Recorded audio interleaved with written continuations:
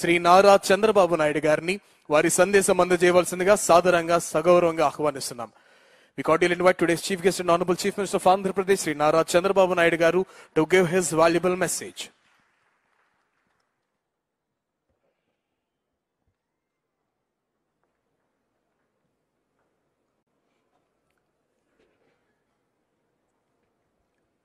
గౌరవనీయులు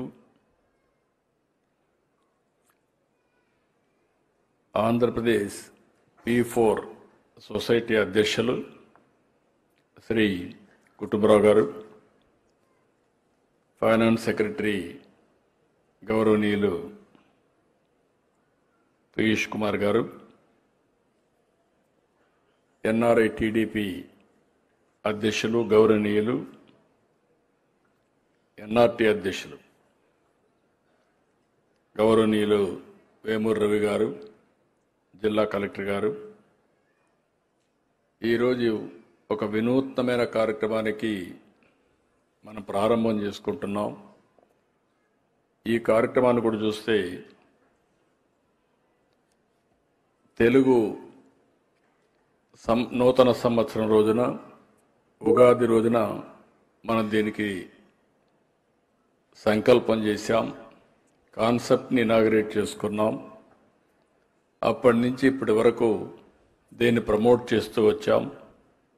ఈరోజు రాష్ట్రం మొత్తం ఇప్పటికే చాలామంది ప్రారంభించారు. అఫీషియల్గా ఈరోజు ఈ కార్యక్రమాన్ని లాంచ్ చేస్తున్నాం. ఇది ఒక చరిత్రాత్మకమైన రోజు, ఒక హిస్టారికల్ డే, చరిత్రలో శాశ్వతంగా మిగిలిపోయే రోజుని మరొకసారి మీ అందరికీ విజ్ఞప్తి చేస్తున్నాను. దాన ధర్మాలు చేయడం మనకు కొత్త కాదు, మన పూర్వీకుల నుంచి వచ్చినటువంటి సాంప్రదాయం ఇది మనకు. అందుకే మీరు ఒకసారి చూస్తే ఎంత శక్తి ఉండేవాళ్ళు అంతవరకు వారు చేసే కార్యక్రమాలు చేస్తూనే ఉంటారు. ఇక్కడే ఈస్ట్ గోదావరి జిల్లాలో కొంతమంది ఇప్పుడు ఎక్స్ప్లెయిన్ చేశారు. డొక్కా సీతమ్మ గారు, ఆ రోజుట్లో డొక్కా సీతమ్మ గారు చేసిన పని, ఆ గోదావరి దాటి వచ్చిన వాళ్ళందరికీ ఎంతమంది వస్తే అంతమందికి భోజనం పెట్టారు. రాత్రింబౌళ్ళు ఆవిడే వంట చేసి వచ్చిన వాళ్ళందరికీ భోజనం పెట్టారు. ఆవిడ చనిపోయి చాలా సంవత్సరాలైంది, కానీ డొక్కా సీతమ్మ గారంటే పేదల పెన్నిదిగా, ఎవరొచ్చినా అన్నం పెట్టిన అన్నదాతగా ఇప్పటికి కూడా గుర్తుండిపోయిందని చెప్పి కూడా నేను మీకు తెలియజేస్తున్నా. ఒక మంచి కార్యక్రమం చేస్తే చరిత్ర గుర్తుపెట్టుకుంటుందనే విషయం ఇది ఒక ఉదాహరణ మాత్రం. ఈరోజు ఇక్కడికి వచ్చినప్పుడు చాలామంది మాట్లాడారు. ఒక పక్క ఎస్సీఎల్ ఫౌండేషన్ మాట్లాడారు, అదే మరి కీర్తి గారు ఒక స్వచ్ఛంద సంస్థ నుంచి మాట్లాడారు, ఇంకొక పక్కన కిషోర్ కుమార్ గారు మాట్లాడారు, అదే మరిగా మెగా సంస్థ నుంచి కృష్ణారెడ్డి గారు మాట్లాడారు, ఇంకొక పక్కన ఎన్ఆర్ఐస్ కొంతమంది శ్రీనివాస్ అబ్బూరి, ఖలీద్ గారు వీరు మాట్లాడారు. అదే మరి నూజివేడు ట్రస్ట్ నుంచి ఆశా ప్రియ గారు మాట్లాడారు. ఇంకొక పక్కన కార్తికేయ అయితే నెదర్లాండ్స్ నుంచి, నేను ఆ రోజు విదేశ విద్య ప్రారంభిస్తే అప్పుడు ఒక 10 లక్షల రూపాయలు ఇస్తే అది గుర్తుపెట్టుకొని మళ్ళీ సమాజానికి ఏ విధంగా తిరిగి ఇవ్వాలి అని ఈరోజు ఇక్కడికి వచ్చి వారికి తగిన విధంగా చేయడానికి అంకితమయ్యారు. ఇవన్నీ చూసినప్పుడు ఒక చరిత్ర. నేను కూడా సుదీర్ఘమైన రాజకీయంలో మీరందరూ గుర్తుపెట్టుకోవాల్సిన అనేక కార్యక్రమాలు చేశాను. జన్మభూమి పెట్టాం, ప్రజల వద్దకు పాలన్నాం, శ్రమదానం తీసుకొచ్చాం, ఒక పచ్చదనం పరిశుభ్రం అన్నాం, నీరు మీరు తీసుకొచ్చాం. అదే మరి సాగునీటి సంఘాలు, ఇలాంటి డాక్రా సంఘాలు, మెప్మా సంఘాలు, ఇవన్నీ తీసుకొచ్చాం. ఇక్కడ నేను చేసిన పనంతా మీరు ఒకసారి గుర్తుపెట్టుకోవాల్సింది, అందరినీ భాగస్వాములు చేసి ఒక పక్కన శక్తి ఉండే వ్యక్తులందరినీ కూడా తీసుకుని మీరు కూడా సహాయం చేసే విధంగా మనం ముందుకు పోయాం. పేదరిక నిర్మూలన అనేది కొత్త కాదు. ఎన్టీ రామారావు గారి సిద్ధాంతం. ఆయన ఒకే మాట చెప్పాడు. ఆయన ఆ రోజు చెప్పింది సమాజమే దేవాలయం, ప్రజలే దేవుళ్ళని చెప్పినటువంటి వ్యక్తి నందమూరి తారక రామారావు గారు అని చెప్పి నేను మీకు తెలియజేస్తున్నా. ఆ తర్వాత నేను వచ్చిన తర్వాత కూడా మీరు ఒకసారి ఆలోచిస్తే దగ్గర 25 సంవత్సరాల కంటే ముందే ఆ రోజు ఒక కార్యక్రమం తీసుకొచ్చాం, వెలుగు అని. ఆ వెలుగు కార్యక్రమం యొక్క ముఖ్యమైన ఉద్దేశం పేదరిక నిర్మూలన. అలాంటి అనేక కార్యక్రమాలు తీసుకొని మనం ముందుకు పోయాం. ఈ దేశంలో ఇంకొక పక్క మీరు గుర్తుపెట్టుకోవాల్సిన అవసరం ఉంది. పేదవాళ్ల కోసం, కష్టపడేదాని కోసం చాలామంది శ్రమ చేశారు.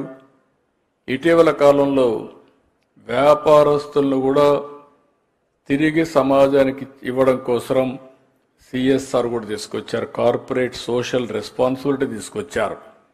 మీరు సంపాదించే డబ్బుల్లో 2% తక్కువ కాకుండా సమాజం కోసం సేవా కార్యక్రమాలు చేయాలని కూడా తీసుకొచ్చారు.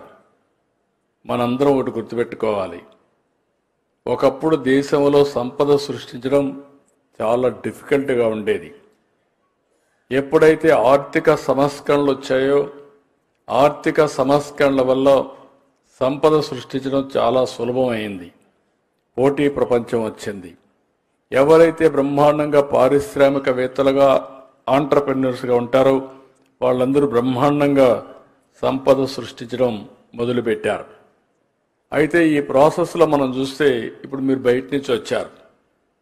ఈరోజు మీరు చూసినప్పుడు మంచి రోడ్లు వచ్చాయి, మంచి విమానాశ్రయాలు వచ్చాయి, టెలికమ్యూనికేషన్ సెక్టర్ డెవలప్ అయింది. ఇంకొక పక్క అనేక రంగాల్లో అనేక అభివృద్ధి కార్యక్రమాలు చేస్తున్నాం. ప్రపంచంలోనే భారతదేశం నరేంద్ర మోడీ గారి నాయకత్వంలో 11వ స్థానంలో ఉన్న దేశం ఇప్పుడు 4వ స్థానానికి వచ్చాం. రాబోయే ఒక సంవత్సరంలో 3వ స్థానానికి వస్తాం. అంటే అమెరికా, చైనా తర్వాత భారతదేశం అగ్రస్థానంలో ఉందంటే అది మనందరికీ గర్వ కారణం అని చెప్పి కూడా నేను మీకు తెలియజేస్తున్నా. అయితే సంపద సృష్టించబడతా ఉంది. ఇంకొక పక్కన చూస్తే పేదవాళ్ళ సమస్యలు మీరు చూశారు. ఇప్పుడే మన కళ్ళ ముందర కనపడ్డారు. ఇంటర్మీడియట్ పాస్ అయింది అమ్మాయి, చిన్నప్పుడే పెళ్లి చేశారు. పెళ్లి చేస్తే దురదృష్టం భర్త చనిపోవడం, అక్కడి నుంచి ఏం చేయాలనో దిక్కుదిలిన పరిస్థితి, తల్లి ఆధారం. అలాంటి అమ్మాయి చరిత్రలో ఒక మార్పు ఈ P4 ఏదైతే SCL అడాప్ట్ చేసుకుని, ఇది మనందరికీ నమ్మశక్యం కాకపోయినా ఒక ఇంటర్మీడియట్ పాస్ అయిన అమ్మాయిని 2 నెలల్లో ట్రైనింగ్ ఇచ్చి 1 నెలలో ఉద్యోగం ఇప్పించి నెలకు 15-20 వేల రూపాయలు సంపాదించే స్థాయికి తీసుకొచ్చారంటే ఇది వాస్తవం. అది యొక్క P4 యొక్క ఫలితం అని చెప్పి కూడా మీ అందరికీ తెలియజేస్తున్నా. ఆ అమ్మాయికి శక్తి ఉంది, తెలివితేటలు ఉన్నాయి, నేను కూడా పైకి రావాలనే ఆలోచన ఉంది. కానీ ఆ ఆలోచనని ఆచరణలో పెట్టడానికి దారి తెలియదు. ఆ సమయంలో మనం ఇచ్చిన కార్యక్రమం వల్ల SCL ముందుకు రావడం, 2 నెలలు శిక్షణ ఇవ్వడం, అక్కడి నుంచి ఆ అమ్మాయిని ప్లేస్మెంట్ ఇవ్వడం, ఈరోజు 15,000 రూపాయలు సంపాదించడమే కాకుండా ఆ అమ్మాయి భవిష్యత్తులో నేను కూడా ఒక మార్గదర్శి కావాలి, ఈరోజు నేను బంగారు కుటుంబం, భవిష్యత్తులో నేను మార్గదర్శి కావాలనే సంకల్పంతో ముందుకు పోతుందంటే అది ఆ అమ్మాయికి ఉండే విశ్వాసం అని చెప్పి కూడా నేను మీకు తెలియజేస్తున్నా. ఒకరిద్దరు కాదు, సమాజంలో అందరికీ ఇలాంటి కోరికలు ఉన్నాయి. అలాంటి కోరికలు ఉన్నప్పుడు వాళ్ళని ఏ విధంగా పైకి తేవాల్సిన అవసరం ఉంది. ఇంకొక కుటుంబాన్ని మీరు ఒకసారి చూశారు. ఆ కుటుంబంలో మీరు చూస్తే భార్యాభర్త ఏజ్ అయినా ఆరోగ్యం సరిలేకుండా కూలి పనులు కూడా చేయలేకుండా ఇబ్బంది పడే పరిస్థితికి వచ్చారు. ఈరోజు ప్రభుత్వం ఉంది. నేను అందుకనే మీరు చూస్తే